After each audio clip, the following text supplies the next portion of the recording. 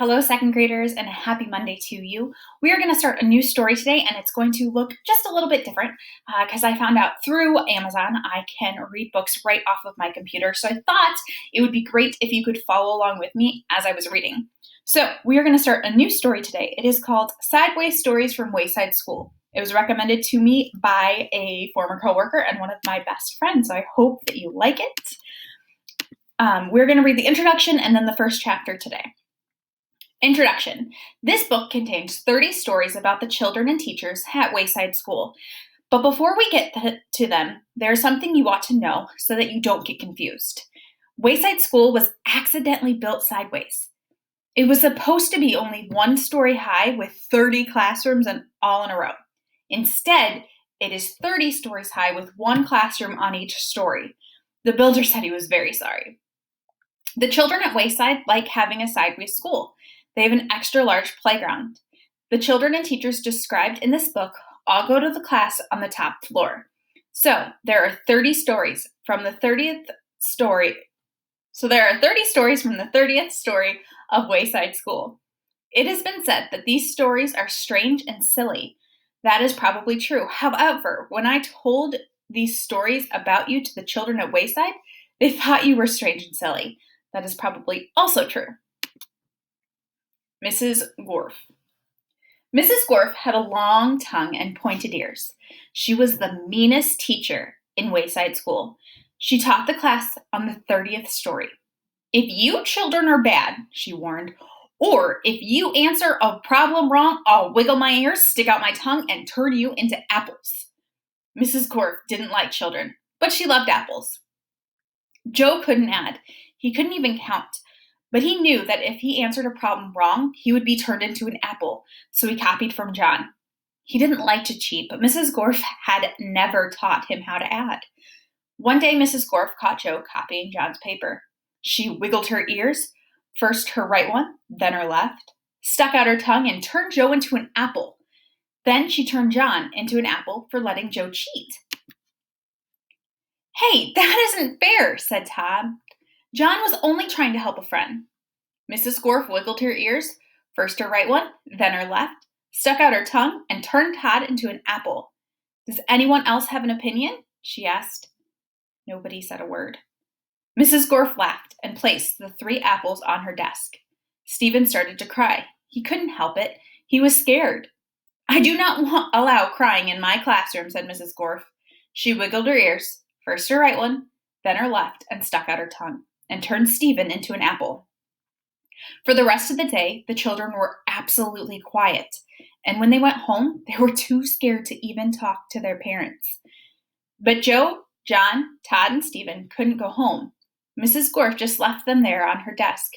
They were able to talk to each other, but they didn't have much to say. Their parents were very worried. They didn't know where their children were. Nobody seemed to know. The next day, Kathy was late for school. As soon as she walked in, Mrs. Gorf turned her into an apple. Paul sneezed during class. He was turned into an apple.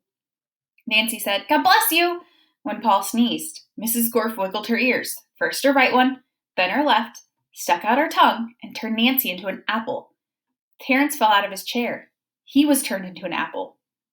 Mauricia tried to run away. She was halfway to the door when Mrs. Gorf's right ear began to wiggle. When she reached the door, Mrs. Gorf's left ear wiggled. Mauricia opened up the door and had 1 foot outside when Mrs. Gorf stuck out her tongue. Mauricia became an apple.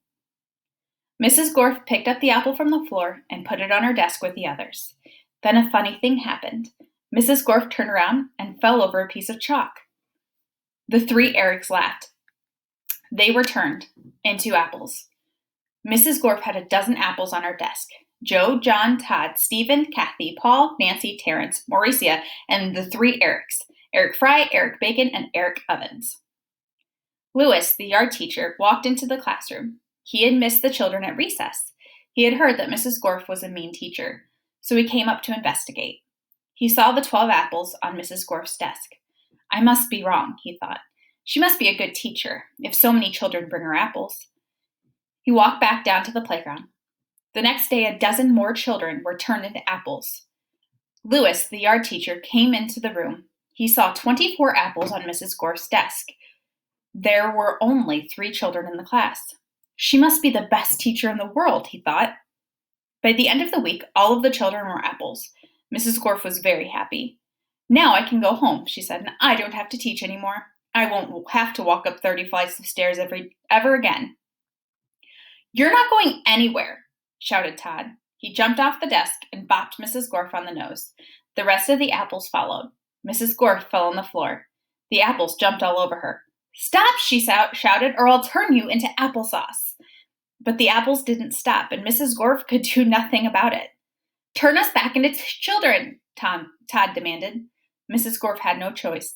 She stuck out her tongue, wiggled her ears, this time her left one first, then her right, and turned the apples back into children.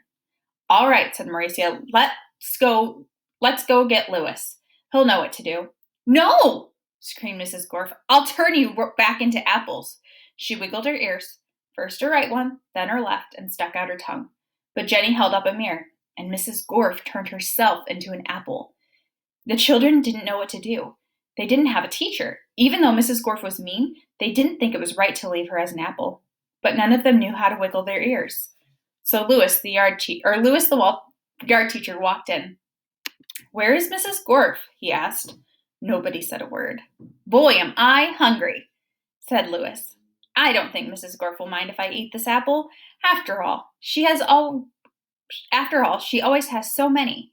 He picked up the apple, which was really Mrs. Gorf, shined it on his shirt, and ate it. Oh my goodness. All right, that is the end of our first chapter. I can't believe what happened on the first day, or in that first chapter.